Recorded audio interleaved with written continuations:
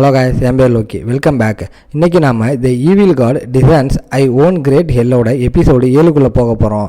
Episode 6 பார்க்காதவங்க டிஸ்கிரிப்ஷனில் இருக்க லிங்க்கை கிளிக் பண்ணி பார்த்துட்டு வந்துடுங்க. நம்ம வீடியோஸ் பிடிச்சிருந்தா மறக்காமல் லைக் அண்ட் சப்ஸ்கிரைப் பண்ணி சப்போர்ட் பண்ணுங்கள். வாங்க, டைம் வேஸ்ட் பண்ணாமல் இப்போ எபிசோடுக்குள்ளே போகலாம்.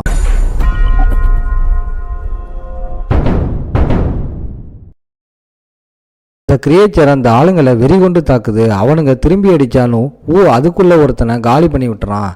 லீடர் விடாமல் மருந்தை காப்பாற்றுங்கடான்னு கத்துறாரு.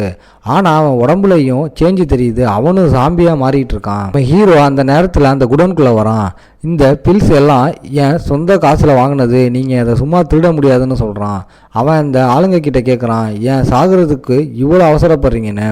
ஒருத்தன் சொல்கிறான், இங்கே இருக்கிற எல்லாமே எங்கள் பாஸுக்கு சொந்தம்னு.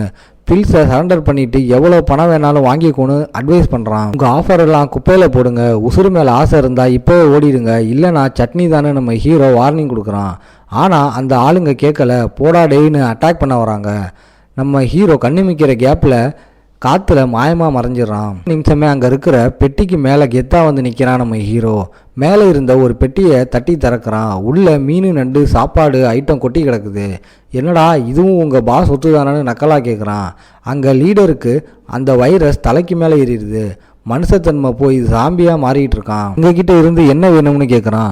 நம்ம ஹீரோ சொல்கிறான், நான் சும்மா எக்ஸ்பர்ட்ஸ் கிட்ட இருந்து எப்படி திருடுறதுன்னு கற்றுக்கிட்டு இருக்கேன்னு. தூரத்தில் ஒரு குடோனில் இருந்து நெருப்பு வெளிச்சம் தெரியுது.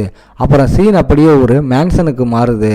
அங்கே ஒரு பொண்ணு சோபாவில் உட்காந்துட்டு அவளோட ஆளுங்கள்கிட்ட பேசிக்கிட்டு இருக்கா. இப்படி ஒரே ஒரு பையன்கிட்ட இருந்து மெடிசனை எடுக்காமல் நீங்கள் தோற்று போனீங்கன்னு அங்கே ஒருத்தன் எக்ஸ்பிளைன் பண்ணுறான்.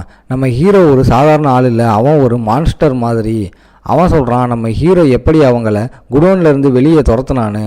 அப்புறம் அவங்க கதவை திறக்க முடிஞ்சப்ப ஃபெசிலிட்டி மொத்தமும் காலியாக இருந்துச்சு. ஒரே ஒரு பையனால் இவ்வளோ கார்கோவை இவ்வளோ ஷார்ட் டைமில் டிரான்ஸ்போர்ட் பண்ணுறது ஃபிசிக்கலி இம்பாசிபிள்னு சொல்கிறான். அந்த பொண்ணு அந்த பையனோட பேரை கேட்குறா. அவனுங்க ரிசிப்டில் ஜியான்னு இருக்குன்னு சொல்கிறாங்க. அவள் யோசிக்க ஆரம்பிக்கிறா, ஒருவேளை அவன் ஒரு ஸ்கில் யூஸராக இருப்பானோ, அதுவும் ஸ்டோரேஜ் எபிலிட்டி உள்ளவனா. இதை பற்றி யோசிச்சுட்டு இருக்கும்போது அவள் பக்கத்தில் இருக்கிற ஒருத்தன் அவனோட கண்ட்ரோலை இழந்து கடைசியாக ஒரு ரியல் சாம்பியாக மாறிடுறான். அந்த பொண்ணு அவளோட ஆளுங்க கிட்ட இவனை உடனே எரிக்க சொல்கிறான். யாரும் கிட்ட நெருங்காதீங்க, அவன் உடம்புல ஒரு சொட்டு ரத்தம் உங்கள் மேலே பட்டா கூட காலின்னு வான் பண்ணுறா. கண்ணிமைக்கிற நேரத்தில் அந்த சாம்பி அவன் மேலேயே பாயுது. ஆனால் அவள் அசரலை. உள்ளுக்குள்ளே தூங்கிட்டு இருந்த பவரை தட்டி எழுப்பி ஒரு பயங்கரமான விஸ்வரூபம் எடுக்கிறான். இப்போ சுண்டு விரலை டக்குன்னு சொடக்குன உடனே ஜன்னலை உடச்சிக்கிட்டு மரக்கிழங்க புல்லட் வேகத்தில் வருது. வந்த வேகம் அந்த சாம்பி உடம்பை ஊடுருவி சதையை சுக்குநூறாக கிழிச்சு தொங்க விடுது. கூட இருந்தவனுங்க ஆடி போயிட்டானுங்க. அட பாவி, நம்ம பாஸ் பவர்ஃபுல் தானான்னு வாயை புழக்கிறானுங்க. அவள் கெத்தா, இது சும்மா ஆரம்பம்தான், இன்னும் நிறைய ஆளுங்களை இறக்குங்க, வெப்பன்ஸை தேடி எடுங்கன்னு ஆர்டர் போடுறா. அதுக்கப்புறம் அவள் ஜன்னலுக்கு வெளியில் பார்க்குறா. உலகம் டோட்டல் கொலாப்ஸுக்கு கொஞ்சம் நிமிஷம்தான் இருக்குன்னு உணர்றா. சீன் ஒரு கை நிறைய கிளீன்சிங் பில்ஸோட இருக்கிறது இடத்துக்கு மாறுது. அது நம்ம ஹீரோவோட கை தான். இந்த மருந்தை ஒழுங்காக போட்டுக்கோ, நான் சொன்ன சேஃப்டி ரூல்ஸ் எதையும் மறக்காத, உஷாராக இருக்கணும்னு நம்ம ஹீரோ சிஸ்டர் கிட்ட ஒவ்வொரு பாயிண்ட்டாக எக்ஸ்பிளைன் பண்ணுறான்.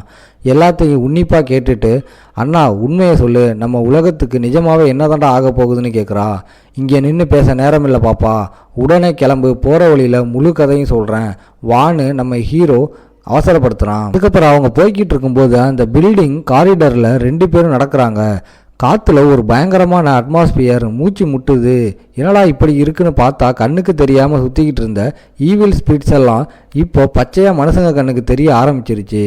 சுற்றி இருக்கிற அப்பார்ட்மெண்ட்டில் இருந்து ஐயோ அம்மான்னு ஒரே அலறல் சத்தம். ஊரே பீதியில் உறைஞ்சி போய் கிடக்குது. பக்கத்தில் அந்த ஜென் இன்னும் முழுசாக மான்ஸ்டராக மாறலை. ஆனால் அதுக்குள்ளே உலகமே என் சொத்துடான்னு புலம்பிக்கிட்டே வரா. எதுக்கு இங்கே நிற்கிறீங்க, இடத்த காலி பண்ணுங்கன்னு நெய்பர்ஸை விரட்டிட்டு ரூம்லேருந்து வெளியில் வரா. ஆனால் அவள் வீட்டுக்குள்ளே பட்டாசு பற்றி எறிகிறத கூட அவள் கவனிக்காமல் திமிரா சுற்றிக்கிட்டு இருக்கான். அதுக்கப்புறம் ரோலண்டும் அவளோட அம்மாவும் நம்ம ஹீரோவோட பில்டிங் முன்னாடி நிற்கிறத காட்டுறாங்க. அங்கே ரோலண்ட் பெருமையாக சொல்கிறா, இந்த ப்ராப்பர்ட்டி கடைசியாக எங்களுக்கு சொந்தமாயிடுச்சுன்னு.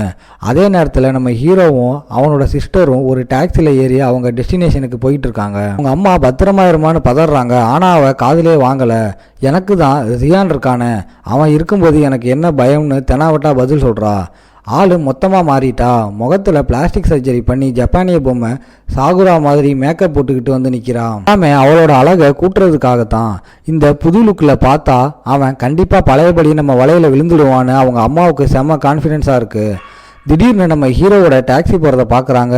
அவனை மிஸ் பண்ணிடக்கூடாதுன்னு அலறிக்கிட்டு அவனோட எபிலிட்டிஸை யூஸ் பண்ணிக்கணும்னு வெறியோட துரத்துறாங்க. அதுக்கப்புறம் கடைசியாக அவங்க 2 பேரும் ஜூவோட வாசலுக்கு வந்து இறங்குறாங்க. அங்கே ஒருத்தன் என் பிள்ளைய அனிமல் கடிச்சு கொதறிச்சிடான்னு ஒர்க்கர் சட்டையை பிடிச்சிடறான். இவங்க 2 பேரும் கூலாக உள்ளே போகிறாங்க. சிஸ்டருக்கு பக்கு பக்குன்னு இருக்கு.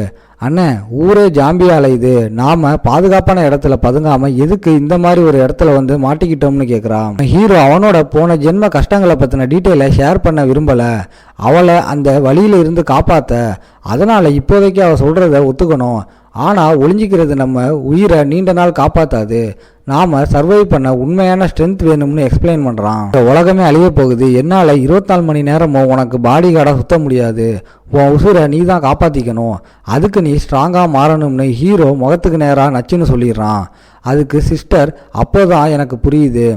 பயத்தை தூக்கி போட்டுட்டு இனிமே பாரு நான் யாருன்னு அப்படின்னு சொல்லிட்டு கண்ணில் ஒரு வெறியோடு நிற்கிறான். நான் உனக்கு இனிமே சுமையாக இருக்க மாட்டேன். வரப்போகிற ஆபத்தில் நானும் கெத்தா நிற்பேன். என்னை ஸ்ட்ராங்காக மாற்றுங்கன்னு அவள் உறுதியாக சொல்கிறா. சீனை கட் பண்ணால் அந்த ரோடனும் அவங்க அம்மாவும் பூனை மாதிரி பதுங்கி பதுங்கி பின்னாடியே வராங்க. ஊரே பற்றி எரியுது. இவனுங்க என்னடானா ஜூவில் சுற்றிக்கிட்டு இருக்கானுங்கன்னு அவங்களுக்கு ஒரே குழப்பமாக இருக்குது. அவங்கள எதர்ச்சியாக மீட் பண்ண மாதிரி ஒரு சீனை க்ரியேட் பண்ணுவோம். உன் புது அழகை பார்த்தா அவன் அப்படியே ஃப்ளாட் ஆகிடுவான்னு அவங்க அம்மா அடித்து சொல்கிறாங்க. அதுக்கு அவள் உடனே ஓகே மம்மின்னு மேக்கப்பை டச்சப் பண்ண ஆரம்பிக்கிறா. ஆனால் அவங்களுக்கு தெரியலை, சுற்றி இருக்கிற அனிமல்ஸ் எல்லாம் வினோதமாக உரிமிக்கிட்டே நகர ஆரம்பிக்குது. திடீர்னு அந்த இடத்துல இருக்க அனிமல்ஸோட கண்ணெல்லாம் சிவப்பாக ஜொலிக்குது. அங்கே ரோல்டனை பார்த்து இன்னைக்கு இவ தான் நம்ம டின்னருங்கிற மாதிரி பசியோட உருமுதுங்க. இன்னொரு பக்கம் நம்ம ஹீரோவும் அவன் சிஸ்டரும் ஆமைங்க இருக்கிற இடத்துக்கு வராங்க.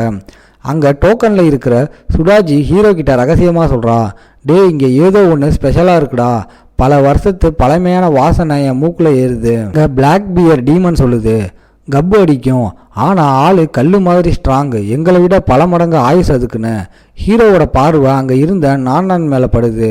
சும்மா சொல்லக்கூடாது, மலை மாதிரி ஒரு பிரம்மாண்டமான ஆமை 100 வருஷமாக வாழ்ந்துக்கிட்டு இருக்கிறதா ரெக்கார்டு சொல்லுது. இதோட இந்த எபிசோட் முடியுது. உங்களை நான் அடுத்த எபிசோடில் பார்க்குறேன்.